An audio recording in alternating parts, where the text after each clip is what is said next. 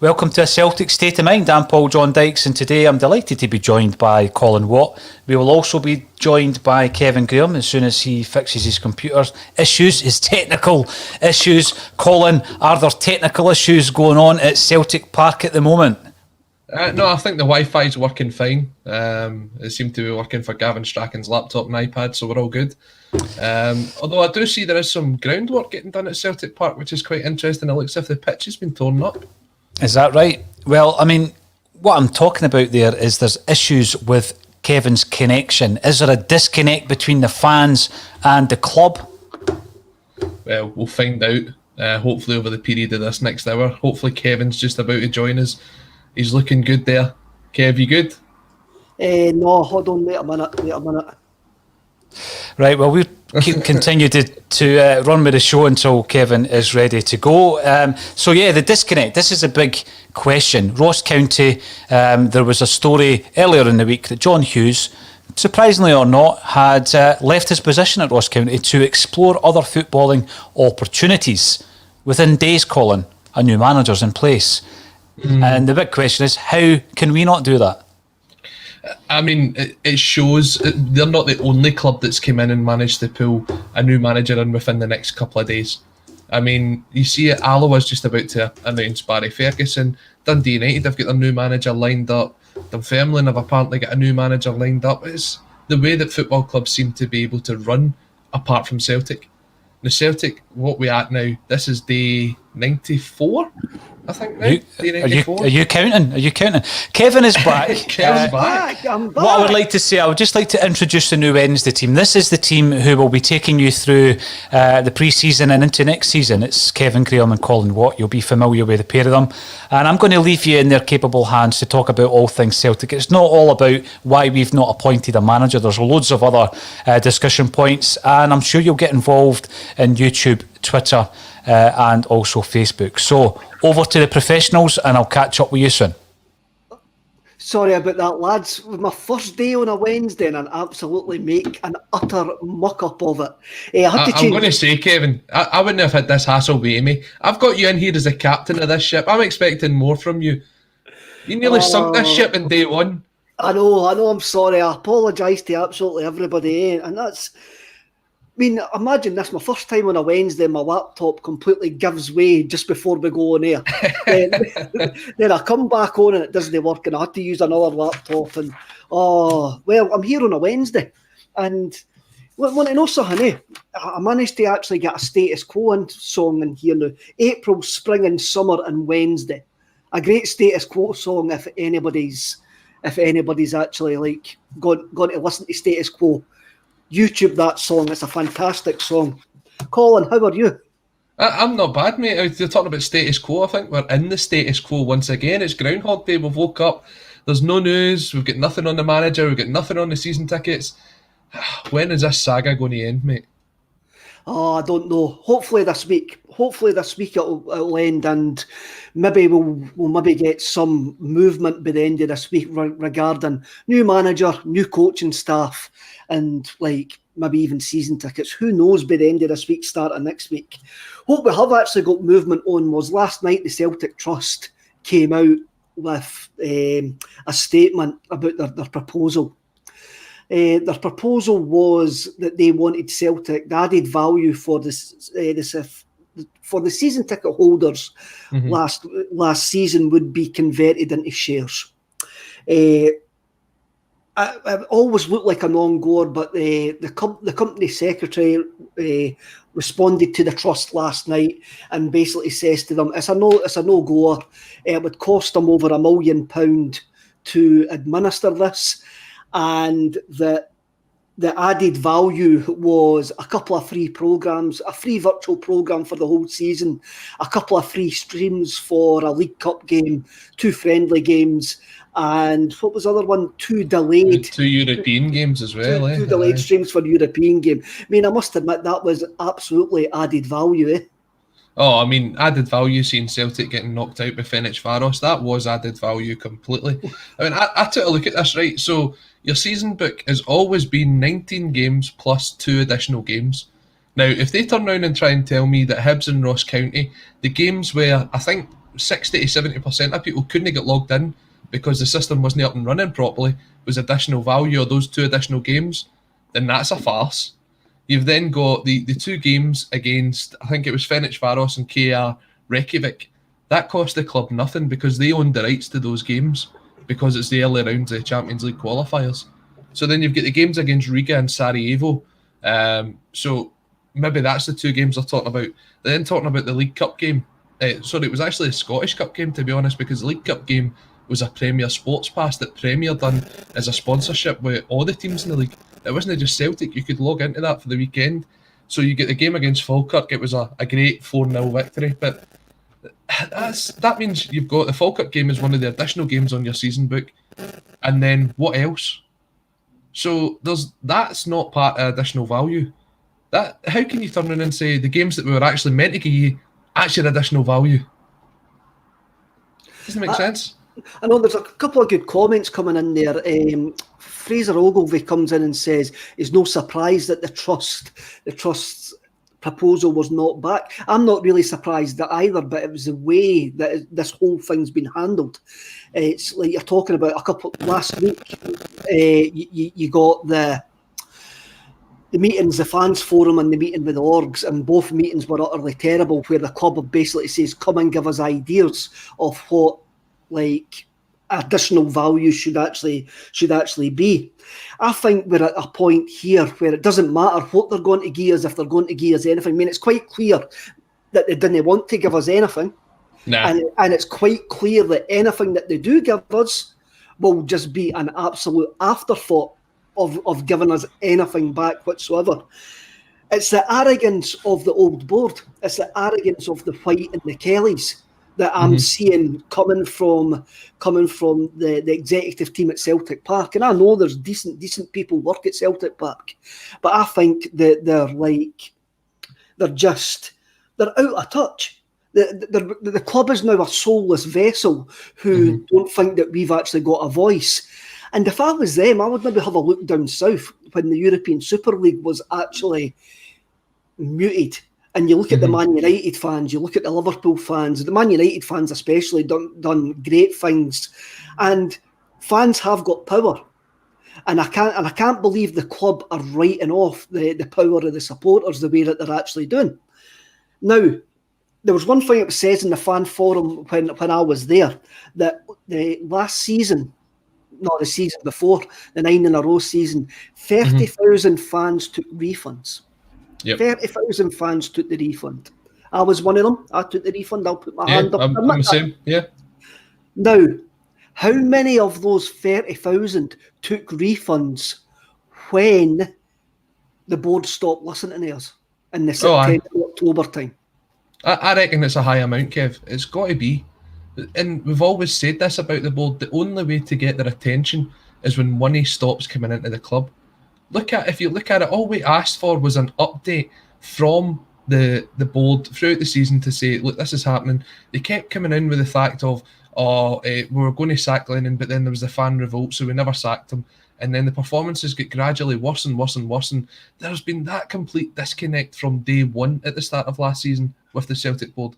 Now, they say 30,000 fans. The average refund was roughly about £100. So that cost the club £3 million or one Vakun Usav bio, right? That's the kind of money that we're talking about here. That spread out over the season is probably broke into, I don't know, maybe 4 or 5 different months, so about 600 grand a month that cost the club. It wouldn't have cost the club that money if they'd been upfront and honest with the fans, if they'd actually tried to work with the fans throughout the season. Now, we always say that, or it's been said quite a few times on here, that the club's now a PLC and not a football club. And I think, Kev, you've been quite vocal about this. When you look at it, we're probably seen as customers as much as we are seen as fans. Now, if you were a customer of a company and the customer service you were getting was below par, you're not going to renew or you're not going to go back to them. And Celtic have to take a look back at the period under Ronnie Dyler where there was the big signs all over the top half of the stand where season tickets were sitting roughly at about 35 to 40,000. To realise that the banners of shame, as we called them. They've got to take a look at that and realise that was in a period where we weren't living in a post or pre or current pandemic world.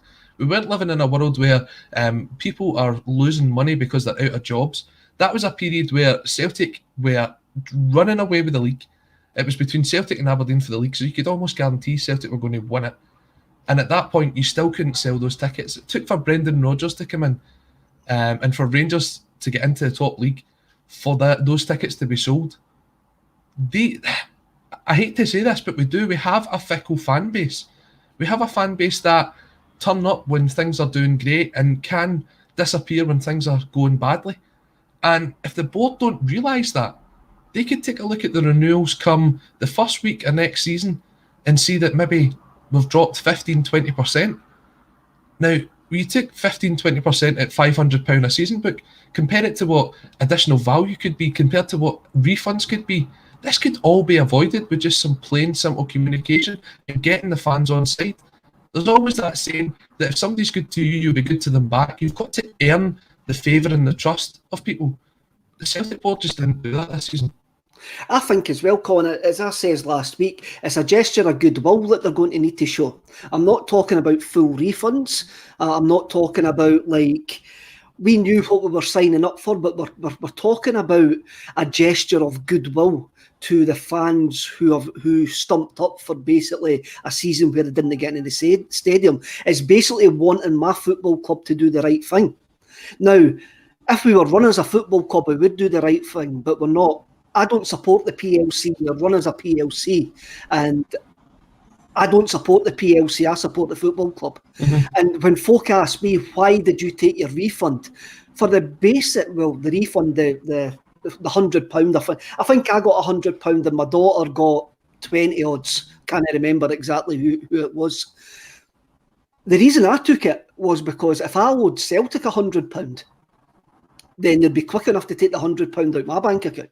Yep. If I owed the PLC £100, they'd be quick enough to take it out my bank account.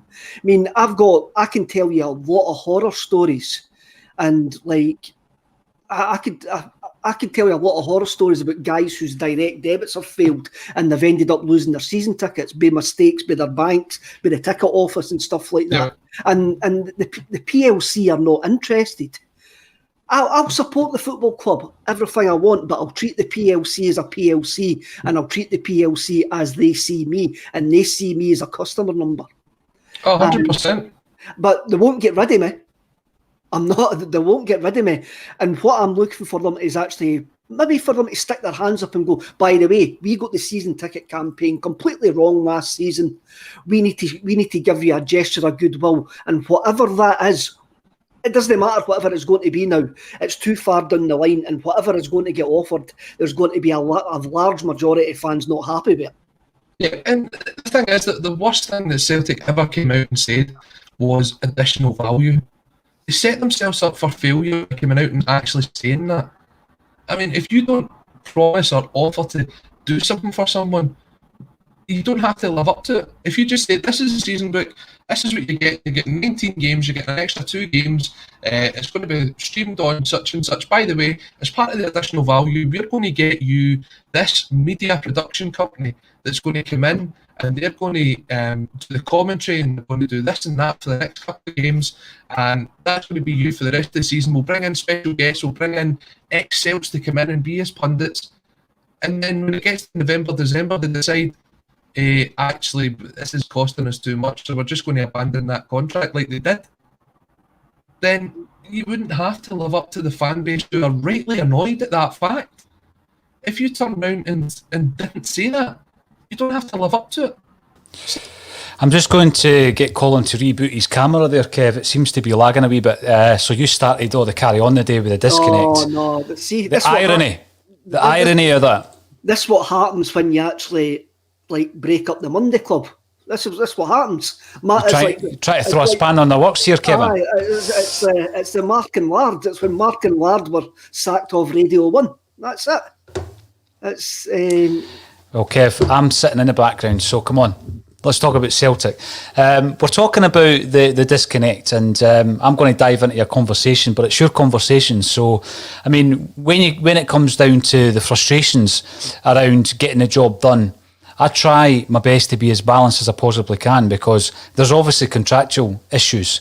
Would you expect the club today or at any other point this week to come out and just say, listen, we're working on this, we appreciate your concerns, and you will be getting something within a time period? There is an ETA, it is happening. Do you expect that from the club? And here's Colin coming back in.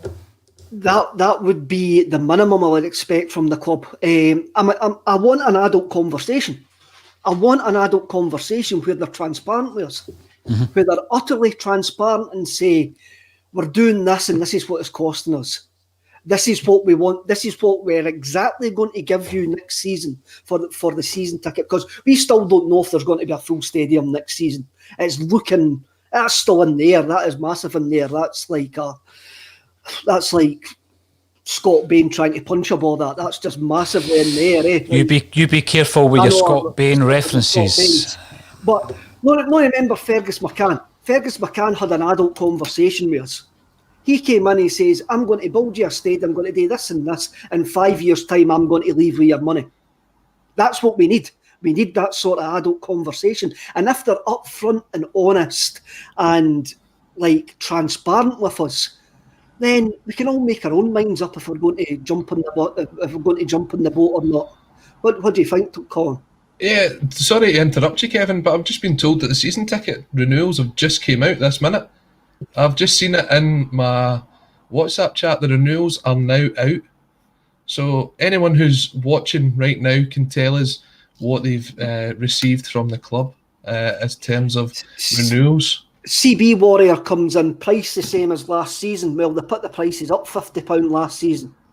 £50 last year. So, I mean, that for me was always the biggest concern, was the £50 that was put on last season.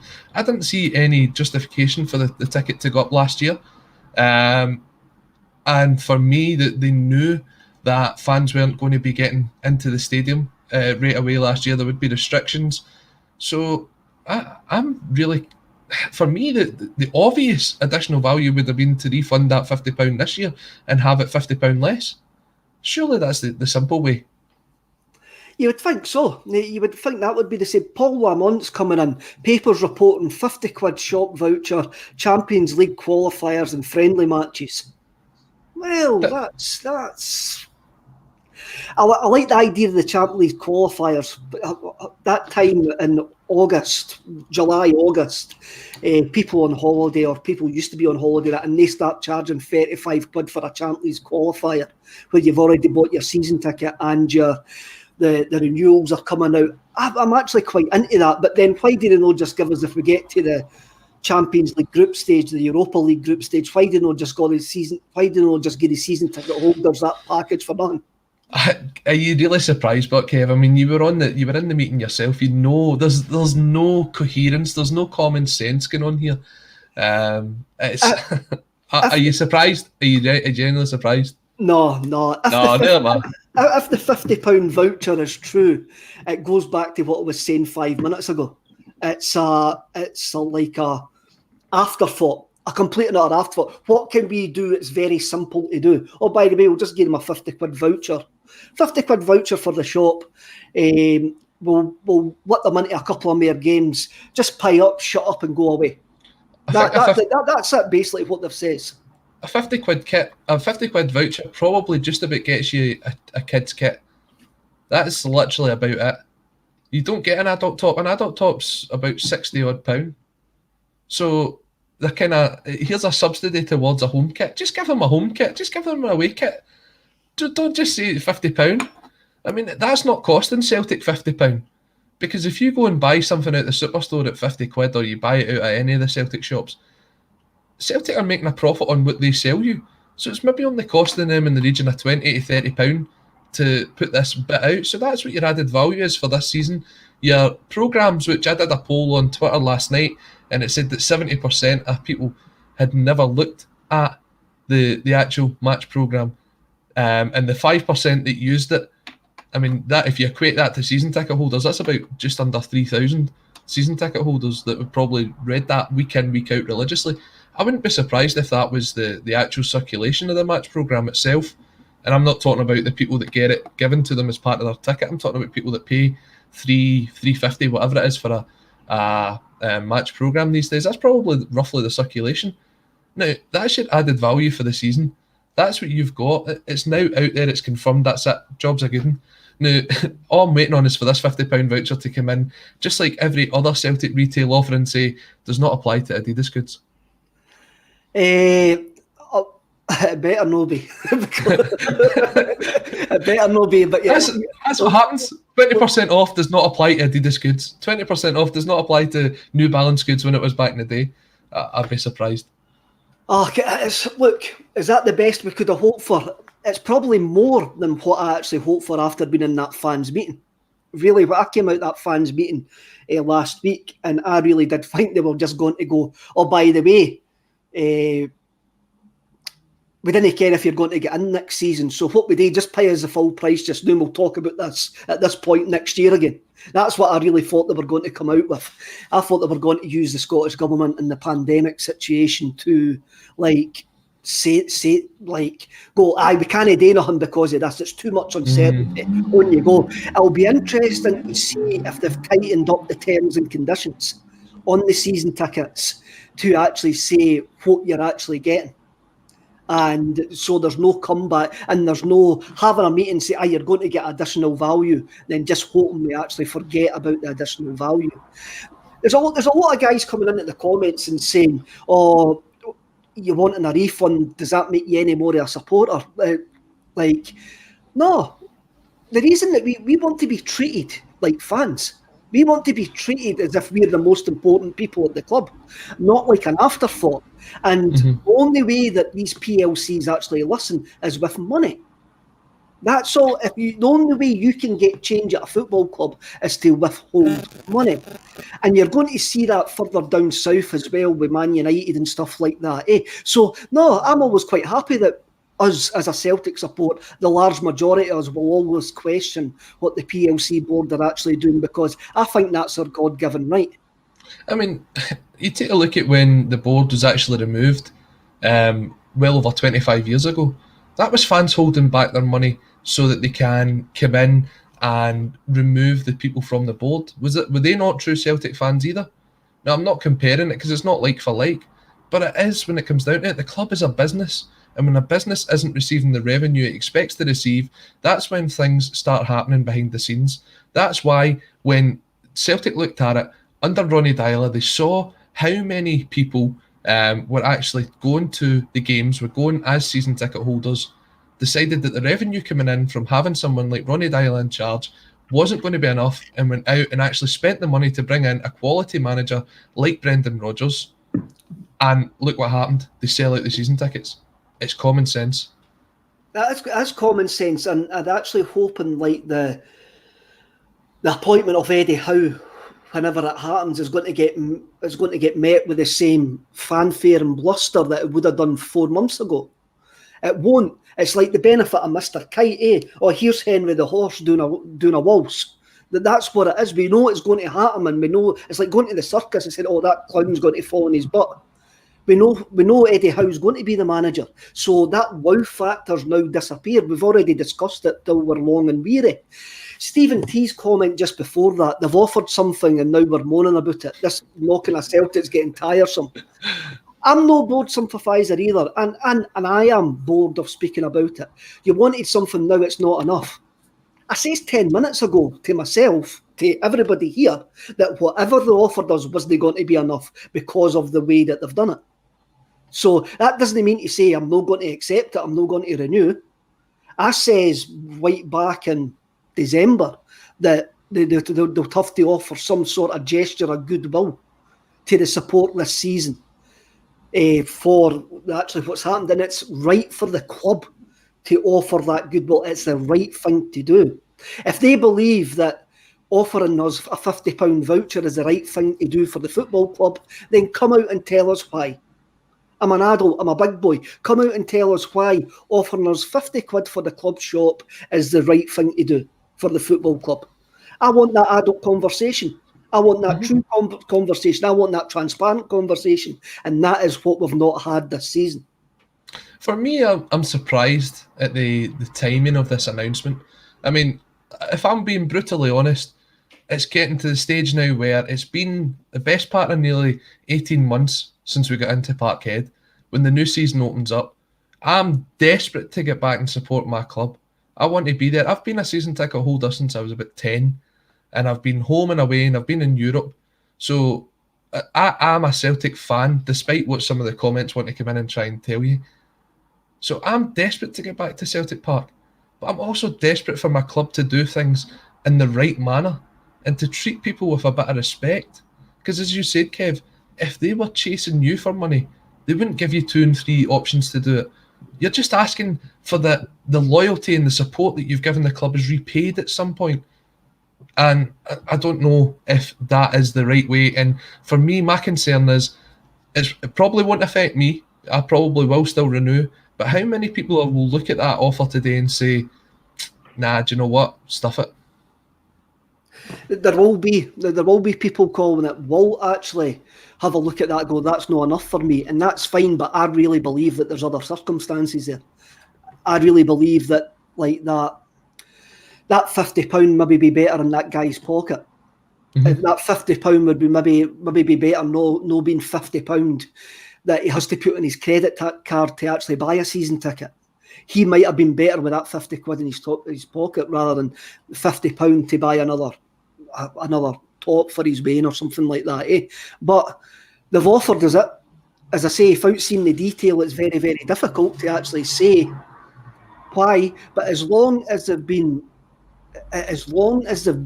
open and honest and go, this is why we think this is more beneficial for the football club to give you 50 quid to spend in the shop, then I'll be quite happy with it. Tell me, let me make my own mind up. Tell me the truth. Tell us, go, right, we couldn't offer you £100 because this was going to cost this and this. We couldn't do this because of this and this. So come out and tell us that. We're big enough, we're ugly enough. And come out and tell us. There'll still be the hardcore which will renew anyway. See, we're now in this situation, Kevin, where this is it. So they're giving you a £50 voucher for the club shop, right? So this is it. This is the additional value. I've not been able to read anything more into it. I'd like to see what the club has to say about the fact that potentially we won't all get into the first game of next season because this is the way that the Scottish Government are running things. They always seem to be behind the English. Looks as if there could be a full capacity at Wembley. That would suggest that hopefully we'll soon see a full Celtic Park. But I want to know what happens if you renew and you don't get into the first 3 or 4 games. What happens then? Because there will be ones that will get in and ones that won't. That's just the way things are. I just, as you said, we're adults. Just give us just give us it in black and white. This is why we've done it. This is what we want to do going forward, and this is how we came to that decision. Now we'll be able to argue saying whether it's the right decision or not, but at least we'll have had an answer from it. Exactly, and this is one of the things. It's a whole arrogance of we're not talking to you. We're not talking to you. We're not giving you anything. We're not giving you anything in return whatsoever. We're not telling you what we're going to do. I mean, just if they come out and say, look, the £50 vouchers allows us to do this, this, and this, fine. Explain yourselves. Come out and explain yourself. Come out and explain your decisions. Why you've made this decision? Because last week you didn't have a decision. Last week before those fans forums, you did not have a decision. So what in the space of 4 days has changed? Now, in the back of my mind, being the cynical guy that I'm actually thinking, going, this was always their plan. Aye. This. You're trying to tell me that they'll be able to set this up in 5 days, under a week? See, the thing is, Kevin, right? This season's as big, if not bigger, than what last season was. Okay, you were going for 10 in a row last year, but this season, if you win the league, you are practically guaranteed that prize pot of Champions League group stage football, which is something that Celtic have been without now for far too long. We've always been to the point where we're now saying, will we really be a Champions League team? Can we become a Champions League team? No, we're a Europa League team. This is how we're getting on. This season in the Europa League, we were terrible. You've got this chance to get this prize pot. You've got 30, 40, whatever £1 million it is, because the UEFA prize pot money keeps going up and up and up. Winning the league this season is imperative, and the fact that they've not cost themselves a lot of money by doing this voucher scheme, to me then has to be translated into the budget for the new manager and for the new players that's coming in, so that we invest to make sure that we win the title this season, because it is so important going forward to get that sort of money in. That can replace everything that was lost during this sort of COVID period.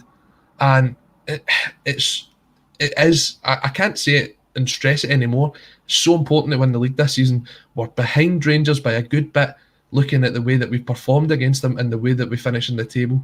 We have to strengthen fast. Those first qualifiers are less than 6 weeks away now. I know, and this is it. So the horse is out the door. The season tickets are there. So we know what the season tickets are. Again, without seeing any details, we don't know if there's going to be fans back in. At the moment, we are all saying that Eddie Howe's going to be the manager. When that's going to happen, we do not know. We've got to... I don't know how we can get anywhere out of this. I think the damage has been done. And you were talking earlier on about people saying, well, if I'm not going to get into every game, I'm not going to renew. That'll be the case. And it will also be the case. There'll be guys who now haven't been to a game for 18 months who will be going, well, I can just sit and watch it on the telly. I can just pick and choose the games that I want to go to. I didn't want to go every week. I didn't need to go every week anymore. So it is a hard sell. It's a hard sell at this precise moment in time. And as I says, anything that they put out today wasn't going to change the fact that it could be a hard sell. No. I mean, this decision, it sounds as if I'm exaggerating things here, but it's not really. This decision could determine Celtic's future going forward. If you lose this generation of fans that aren't going to renew, you can lose future generations from their sons, their daughters, that won't renew because their dad's not going to the game. How many times has it been that you went to the game, you started following Celtic because that's what your old man done, that's what your mum done, that's what your auntie done, that's what your uncle done? You're kind of introducing a new generation to Celtic. And if they're not going to the games, if they're just watching it on the telly, there's other games to watch on the telly. You go out and you take a look at kids kicking the ball about nowadays. You very rarely see a Celtic or a Rangers jersey. You see a Barcelona jersey, you see a Man United jersey. It's so important to get people to come along to Celtic Park and to get them to fall in love with the club. But if there's that disconnect between the fans and the board and people aren't turning up, that's really not going to help things going forward. If you get it right now, you've got a future of Celtic fans to follow. You will have, and this season's maybe, last season, has maybe proved that there has been a disconnect. And I think maybe more than most that the Celtic support have not benefited from that emotional attachment. I think once you took away that emotional attachment of going to the games and actually getting behind the team, I think there was a section of the support turned very, very quickly. And we're hoping when we get back into the stadium, I can't wait to get back into the stadium. And I'm the same. Yeah. And even give them a. If they do the lap of honour, whatever it is, if they're still going to do that, then stand and waiting on them, even if they've lost, and give them an applaud, because it has been really difficult to watch the games this season, on laptops.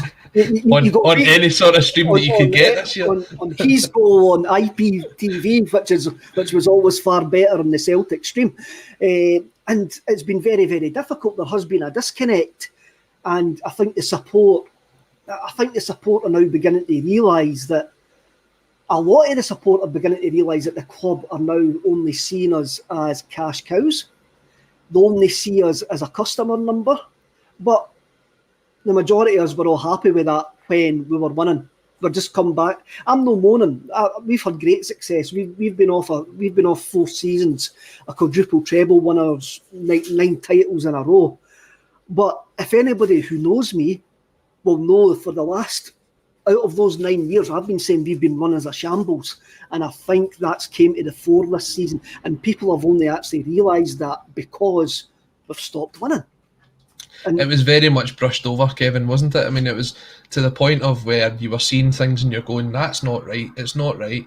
But then, I mean, we're as guilty as everybody else of just turning up, paying our money, and then looking at the success that's on the part and going, right, okay, that's fine. But when it comes to a season like this season, you see how much is laid out in front of you, and you can look at the timetable and see it's been coming up for years and years and years now. We literally just continued to paper over the cracks, and once that paper was pulled away, the cracks were so big that they're almost unrepairable. It is, but there's a lot of highly paid people in the club to try and turn this round. Guys who we are told are guys and girls who are told that they're experts in their field. Well, prove that you're an expert in your field. Prove it. Go and do it. Modernise the club. Drag us kicking and screaming into the 21st century. Make us a modern, progressive club. That was the thing that always kind of made me chuckle during this season, when we kept talking about, oh, well, we need to let Lennon go. He's not the manager for Celtic. And he kept going, right, well, you've said that, so you pick who the next manager's going to be. And you're going, no, you've got guys that are getting paid thousands and thousands of pounds a week to make that decision for you. You're still allowed to have an opinion, but you're hoping that these people can come out and say, this is who we're going to bring in. And we're kind of still not at that stage, so maybe we'd have been better off, Kev. Maybe, but then what we're going to do, there's a lot of guys like myself who are on the recurring direct debit. So that direct debit is going to come off at the end of June. Is it the end of June? Couldn't tell you. I pay up front. They've probably already processed my money. my renewals probably already went through. And it would be up to me to cancel that. Up to me to go into the bank and actually cancel my direct debit. But there'll be a lot of guys like yourself who pay it up front, will wait to the last moment to actually see what happens. And it won't be long. This is just my opinion, and from experience, it won't be long. In the next couple of weeks, next month, June time, maybe getting into July, we'll start getting the rumours, the season ticket sales are slow. The season ticket sales are slow because guys will wait right up to the last minute to actually see what the club does. But you've got the 30,000 like me who are automatically renewing unless we cancel a direct debit. There will be, and there always is, that hardcore that will renew, no matter what the scenario is. I'm renewing with an arm up my back. You're getting down there. You will renew, Kevin. There is no way that you will not renew. And look, most people will probably renew if they can. We know that there's people that's in a situation where they're not able to because of things that have happened over the last 12 to 18 months, and that's completely understandable. And by the way, it makes them no less of a fan if they cannot afford to or choose not to renew this season. There is more than 57,000 Celtic fans out there, because if you were only a fan because you're a season ticket holder, that would mean there's only 57,000 of us out there, and we know that's not the case. So I'd like to put that one to bed for anybody that mentions that. The idea of this waiting list, there isn't a massive waiting list at Celtic anymore. That was worked through last season. If you want to go back and take a look at it, the amount of people that were on the waiting list that had only joined that season, that we were told this was a 15,000 strong waiting list, it got down to those people that were offered a season ticket last year. And I think even maybe 2 or 3 days before the start of the season, there was still season tickets on sale.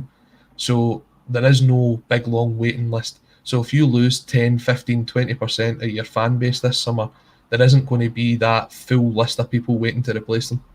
There's not, because I noticed a comment coming in there. Sorry that I didn't catch the guy's name, but he reckons that the rumour is that you're only going to get into 1 to 3 games, one game in every 3 that you're going to get into. So I don't know if he's actually read the terms and conditions of the season book or that, but I noticed a comment like that. There'll be guys sitting there that have got 4 season tickets. Michael the boy comes in. Households with 3 or 4 season tickets will wait. Well, they will wait. If you're only going to get into 1 in 3 games and you've got 4 season tickets, then you are going to wait until the last moment to see where we're actually going. what you've got to remember is the Celtic sold the season tickets on the back of last season, reckon we would be back in the ground by September. And Celtic cannot deny that they didn't actually say that, because they did say that. Maybe not officially, but unofficially, when you says, "Oh, you'll be back in by September, you're only going to miss 3 or 4 games." That's how they sold it last season, and that didn't happen. If I'm honest, I genuinely thought we would have got in at some point last year, but no one could have predicted the way that this scenario was planned out. Now, we look as if we're over the worst of it now, and I mean, touch wood that we're over the worst of it, and hopefully we will get back and we will have a full Celtic Park at some point next season. But there's still that uncertainty, and it's hard to sell something when you're completely uncertain about what the future lies ahead. Mm-hmm. Paul comes in. The experience of last season should surely show the club that they must stop relying so heavily on season tickets. Embrace the worldwide fan base by launching a membership scheme. I'm fully into that. I am fully into that. And I think this season, I mean, you've got there seems to be a division. Oh, you didn't go to the game, so you shouldn't have a say. You go to the games, you're part of the problem.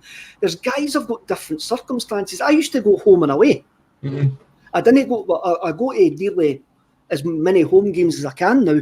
I hardly ever go away just because of family circumstances, and that's the reason that I don't go to away games. Does that make me any less a Celtic fan who goes all round the globe? No, it doesn't.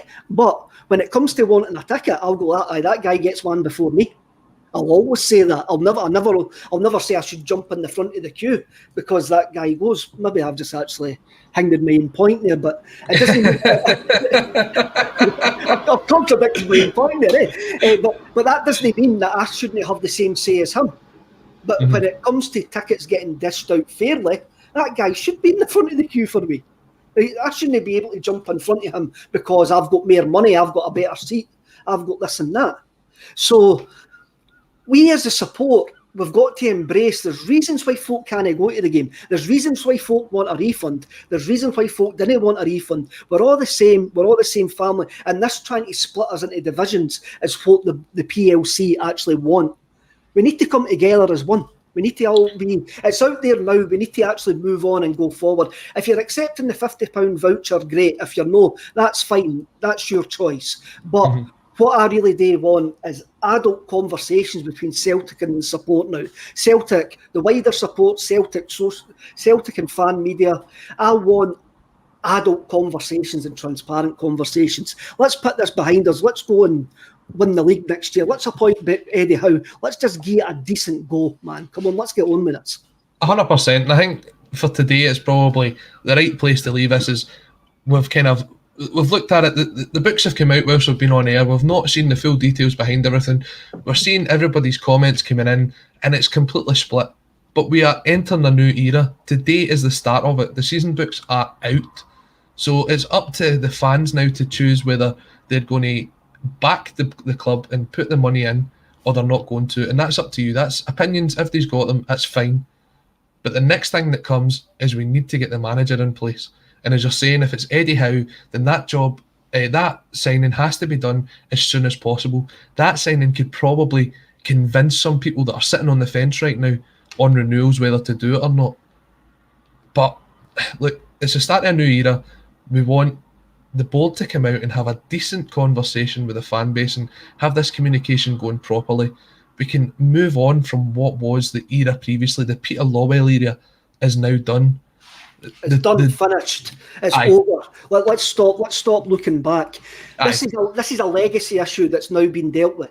And there's a couple of other legacy issues that Dominic Mackay has to deal with. The Boys Club being one of them, the 5-way agreement and stuff like that. And I want my club to deal with that right as well. I want my club to deal with all those issues right as well. Have they dealt with this issue right? They haven't told me if they've dealt with this issue right, because they gave us a decent answer why the 50 quid is good for Celtic Football Club and not just good for Celtic PLC. I'll always support the football club. I'll never support the PLC. And that's the way that some fans are going to be. Some fans will just see anything Celtic and attach themselves to it, and that's fine. Everybody has their own way of connecting themselves with the club, and they're no less or no more of a fan for doing that. Definitely. I mean, let's get away from this PLC bashing. I get bored of bashing the PLC all the time, man. I'm becoming a right wee. I mean, Wednesdays do become the Socialist Republic of ACSOM because I'm here. I noticed somebody, Harry Houdini, came in and says, I hope Colin and Kevin get banned for all their moaning for Celtic Park. I actually want to know something. I want to know. I would actually be disappointed if I turn up next season, my season ticket works. I would take it as a badge of honour. They're banning me. Kev, I'm telling you, you brought Harry here because he never used to watch a Wednesday club. Did he not? No, it's definitely, it's you coming in. He's a big fan of yours, I've heard. That's fine. It's probably my dad. Let's have a look. Right, we're going to move forward. That's done. Folk will talk about it.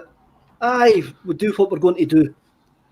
We've had a missed opportunity this season, February onwards, to bleed in youngsters to the Celtic side. Mm-hmm. Now, this is our future. Going to the Polish second division, the Romanian second division, and buying players now is now out the window. We're going to need to start looking at the academy, our own academy, and also academies down in England, and for any wastage down there, and also Scotland as well. Mm-hmm. I think we're going to go back to localised shopping, local shops for local people, as we would actually say. But Celtic also have got a youth academy there. And in the first team this season, you had Stephen Welsh played, Ralston's still there, Mikey Johnson, Dembele and Montgomery, Oko Flex were all used in the first team at certain points this season. Ewan Henderson was used as well, but they went out on loan. Do you think this is a big part of the bigger project with Eddie Howe that we're going to need to start looking within for solutions rather than people expecting a 15, 20, 25, 30, 40, 50, 60, 70 million pound spend, that they might be surprised how the new manager uses what's already there? Yeah, I've kind of been on about this for the last couple of weeks. When you look at it, we're not going to go and sign 11 or 12 first team players and integrate them right away into this team. You're going to have to look at what you've got there and bring forward some of those players. Now, I don't know if anybody has actually heard it. Now, obviously, we're going on the hope that Eddie Howe is going to be the next manager, but Eddie Howe had a fantastic interview with Graham Hunter a couple of years ago on his podcast, and he mentioned about the time when he took over at Bournemouth. Bournemouth were actually under a signing embargo, so they couldn't actually go and sign anybody. So he took a look at the players that were there and said, how can I get the best out of the squad that I've got? And he developed those players, he got them up, and okay, then he went on to have to spend the big money when he gets into the Premier League, but that's not big money when you think on it. That 15, 20, 30 million pounds that you're spending in the Premier League, that's just an average signing there. It's massive for us, because if we were ever to sign somebody for £30 million, you're hoping that they're the best player we've ever seen play for Celtic. But at Bournemouth and the Premier League clubs, that's just the average spend. So these guys that he's developed, he was good in the lower leagues at picking up players that maybe weren't getting a full chance, bringing them in, developing, getting the best out of them. Even guys like Ryan Fraser. Ryan Fraser was someone who, at the time, I'm thinking Celtic really shouldn't be interested in him. He went down to Bournemouth and then was a revelation, and you've seen he's went on to make a move from there since. So when we look at the kind of youngsters that we've got coming through, there is a lot of talent there. The problem that we've got is these guys aren't given game time. Now, we speak about guys like Lewis Ferguson, we speak about guys like Alan Campbell. If they were that good at that age group, at the sort of 15, 16, 17-year-old age group, do you not think Celtic would be interested in bringing them into their own academy instead of letting them be at Motherwell, be at Hibs, be at whatever? There's obviously something that's stopping Celtic from getting these players at a younger age. And for me, it's because there isn't a pathway into the first team. So the guys that you're talking about, like Leo Helge, like Ewan Henderson, Scott Robertson, they've stuck it out and they still win at the kind of age groups that we're talking about, the 18s, 19s, 20s. But then they don't make it into the first team. They go out and they go and sign for a lower league team and then within maybe 4 or 5 seasons, they're playing at a Motherwell, they're playing at an Aberdeen, and the next thing it's like, oh, we need to pick him up for £3 or £4 million. Why not just have kept him in the squad and actually give him the game time? Then you wouldn't have to spend that sort of money. Do you think it's a problem with us as a support that young laddies are going to make mistakes, and the manager is not going to bring in these young guys to make mistakes? The reason that I'm talking about this, and to give this some sort of context why I wanted to speak about this today, was I woke up yesterday morning to 132 messages in the ACSOM WhatsApp group, and not one of them had told me that Eddie Howe was the manager. But it was all about youth. The other thing was, there was a Man United tweet the other day there that 50% of all Man United's appearances in their history has come from players via their youth system. And I went, that's amazing. That is utterly amazing. There was another tweet, somebody says that Man United have had a youth product in every match day squad since 1937. But I couldn't back that up. I don't think even the boy could back that up. And I'm going, it's just a good one to throw out there, isn't it? It's a cracking man. I mean, who's going to have the time to go and check that, or go through all the match day scores to 1937? But then I was looking at it and I'm going, that's where we should be. That's what I think we've lost that. And when you have a look at the residential stuff that they do at Lennoxtown now, who's the only players that have came through the residential since it's been there? Kieran Tierney. Dembele. You'd say Farouz, but Farouz never made it to the first team as well. But you look at the number of players that have left the residential scheme now, and have went to Bayern Munich, Liam Morrison, Barry Hepburn. A number of players have also left to go to other clubs. And we're going, we have to now make these players stay at Celtic. We have to offer these guys the development opportunity to go, you're going to get first team games between 17 and 20. Because other clubs are willing to give them first team games. These guys are looking to leave to go and develop because they know that their development stops at Celtic. Moravcik 25 comes in and goes, these boys were advised well. Celtic and Rangers wanted Turnbull from 14 onwards, but took good advice and got over 100 games in Motherwell first team playing against men. I can't disagree with that. No. Where would Turnbull be now? He'd probably be getting transferred to Motherwell just now from us. Aye, I mean, you take a look at guys like Regan Hendry. Regan Hendry could potentially be one of the best signings for anybody sort of from Hibs downwards in the Premiership this season. He's a guy that's went on, had a fantastic run at Raith Rovers this year, and although he's not got the legs to be a box-to-box midfielder, he's one of those creative types. He's one of those ones that everybody wants in their team because they can split open a defence, they can pick a pass, and they can set up goals. Now, he's on a free transfer this summer. Raith were unfortunately knocked out of the playoffs, so he's kind of out there. He's a free transfer. Somebody's going to pick him up, and next season people's going to go, why did we ever let him go? It's always the same, but the player that we're letting go is not the player that he's going to become. No. It's a whole, it might have happened. When you look at the players that have went out on loan, Ewan Henderson's a perfect example. Ewan Henderson's been on loan a couple of times. He went to Ross County, didn't really make it at Ross County. Then he went to Dunfermline. Now, he played well eventually at Dunfermline, so he's coming back to us. He's coming back to us, and I think he's got a year left on his contract. Mm-hmm. Yep. So how can we convince somebody like Ewan? I was going to call him Ewan Ferguson there. That's Russell. That's everybody talking about Lewis Ferguson. How can we convince Ewan Ferguson? I've got to say it again. Come on, Kevin. How can we convince Ewan Henderson that this is a place for him? How can we convince him? Because he can look at his brother, he can look at Barry Hepburn, he can look at Liam Morrison. Karamoko Dembele can look at Hepburn and Morrison and go, well, I was a better player than them at that age group, but they're developing more than me now. How can we get these players to stay at Paradise? It's game time. The only way to do it is giving them game time. Now, you look at someone like Karamoko Dembele. He only played 3 games this season. We had James Forrest out for the vast majority of that season. He was one of the very few right-sided players that we had. We were playing guys out of position before you're giving someone like Karamoko Dembele a chance. Now, I'm not saying he should have started every single game, but we had 5 subs to come on every game.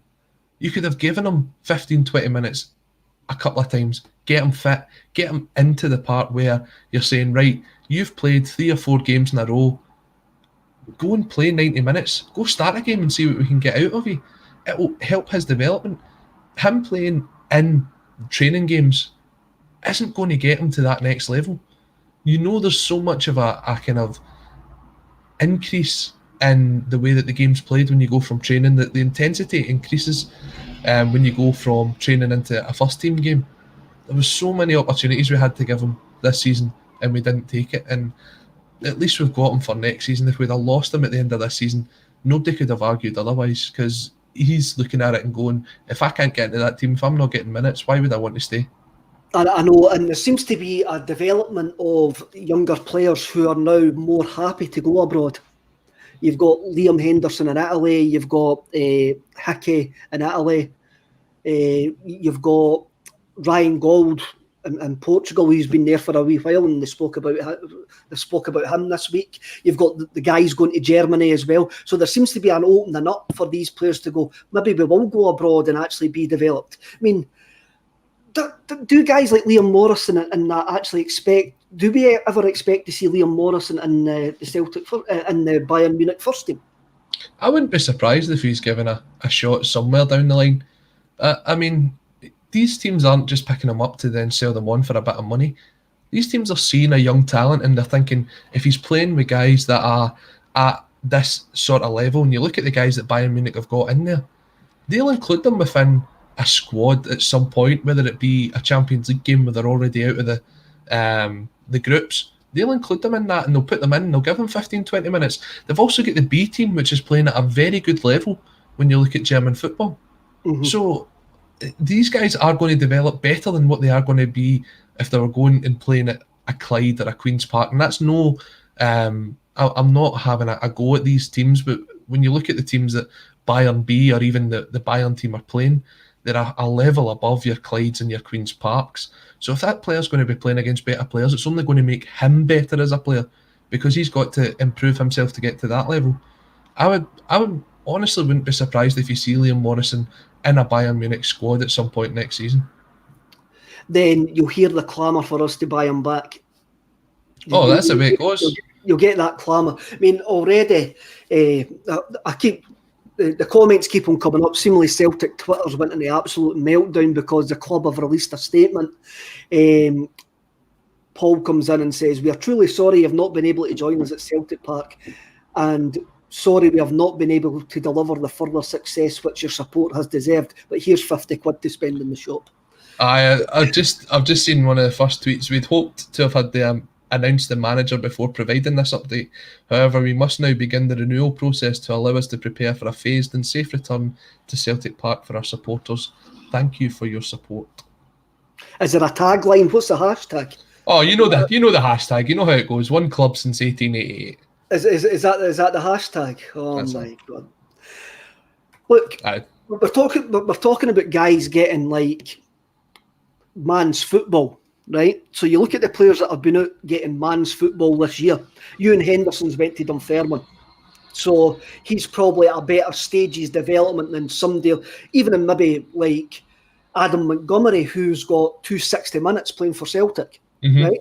So you've got to look. Montgomery's got to have a look at the right back slot next year, or the left back slot, left back, and go, I can have a go at this as a new manager coming in. You've got Marian Swed in Belgium. Now, a lot of folk, we're going to do the age-old hang joint, Colin. We're going to say Marian Swed's a world beater because we haven't seen him for 12 months.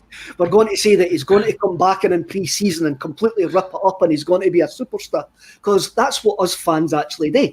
We like building up, but there could be. He might come back in and impress the new manager when he comes in. You've had Luke O'Connell, your favourite player, Luke O'Connell.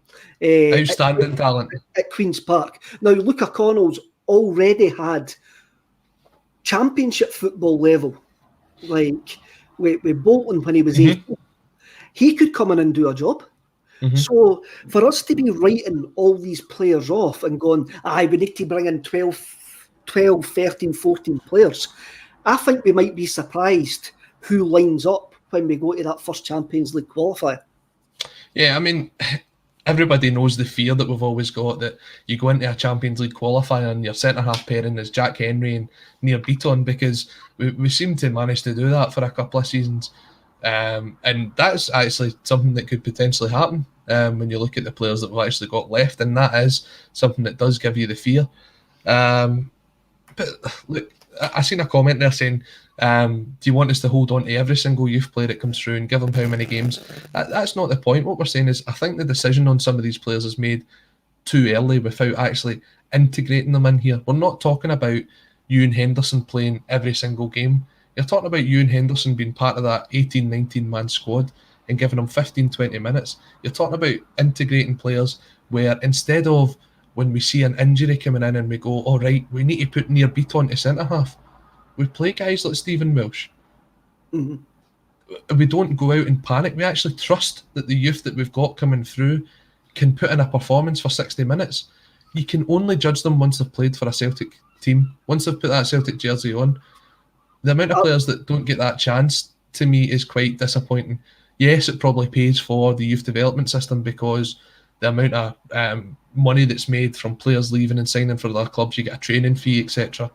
But is that the point of having the youth development system? Are we doing this to give other teams our players, or are we doing it to feed the next generation of Celtic players? Is it the Man City? The Man City selling players is now it's a business to them. Man City and Chelsea. That's what they do. They bring in all these players knowing it's a form of income to circumvent the financial fair play rules. There's other players on loan. Scott Robertson, who impressed a couple of times that he played for the first team. He was down in England. Leo Connor was down in Tranmere. Leo Connor's a Republic of Ireland full internationalist. Yeah. So I think Luca Connell as well is quite well capped with the Republic of Ireland as well. Yeah. Ewan Otto was at Clyde, and the Clyde boys have raved about him there. And you've got Jonathan Afiobe at Dundee as well. I don't know how he got on at Dundee, but anybody that can put up with Jason Cummins, I mean, maybe deserves a shot. If you can survive a night out with Jason Cummins, then you've got something about you. You take a look at it. Scott Robertson, as you said, 34 appearances for 2 teams last season. Leo Connor made 42 appearances. I would have Leo Connor in if you're going to get rid of someone like the right back names, Ralston. If Ralston's going to leave the club this season, Leo Connor comes in there and he's your kind of backup to the right back. That means you've got to go out and get another right back. But these guys have got to be given some sort of minutes. We're not talking about giving them 1 or 2 games, but at least give them a chance. I'll advocate for Luca Connell purely because I have the charity bet with Paul John Dykes that if he makes 1 appearance for Celtic next season, just 1, doesn't matter if it's 2 minutes coming off the bench, he's got to donate £25 to charity. And if he doesn't, I'll do the same. But we're talking about a guy here that's an Irish under-21 international. We're talking about someone, as you said, that's played championship football. There is going to be games next season against the likes of maybe your St Mirrens that you can throw him on for the last 20 minutes. We look at James Forrest when he broke into the team. Coming on and scoring against Motherwell. And that's the start. Aidan McGeady against Hearts. Just give these guys an opportunity and see what they can do. See if you give them 5-10 games and they've not got it, that's fine. They can go out on loan. But you just don't know what you're going to pick up by throwing these guys in. You might just find the next star. I mean, Kieran Tierney was so close to leaving Celtic, and it was only for an injury that got him called up into the first team training squad. Now, what would have happened if Kieran Tierney had departed the team? I know. Duncan Dawson brings in a great point. Guys, you can talk about playing youth, but last year we were bloody rank and still played guys like Beaton and Rogic before them and kept playing them. Exactly. That's the point that we're trying to make.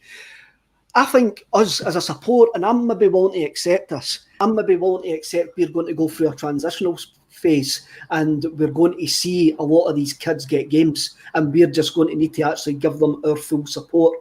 And we've maybe actually got to scale back our expectations of where we're going to be at this point next year. I think there's nothing more exciting for a Celtic fan than seeing a youngster that comes through the academy system, breaks into the first team and becomes one of the standout players. Look at how much everybody fell in love with Kieran Tierney. Now, if you'd have said the name Kieran Tierney to 50,000 Celtic fans a year before he made his debut, there'd have been quite a few that didn't know who he was. But then he breaks into the first team. Now, his first couple of games weren't great, but then he grew into the role and he became better and better and better. And that's exactly what we got. And he went on to make his move on to Arsenal. But you just want to see one of these guys making that step up and giving them the opportunity to become the next Kieran Tierney, instead of just loaning them out and then they disappear at the end of the season because we'll never see them again.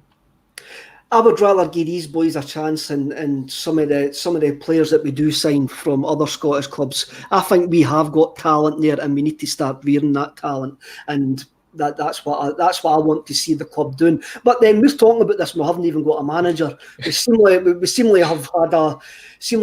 just had another PR disaster. It's hitting Twitter at this precise moment in time. Colin, this has been the first Wednesday club. Doesn't quite sound right. We'll need to actually... We'll come up with a new name. We need to try and work on that. We've been besieged with technical difficulties. We've had a rant at the board. Celtic have melted Twitter since we've been on the air as well. And I need to go back to my work. So thanks for everybody for listening. Please subscribe. Please tell everybody. And always remember, support the FC, know the PLCCs later, lads.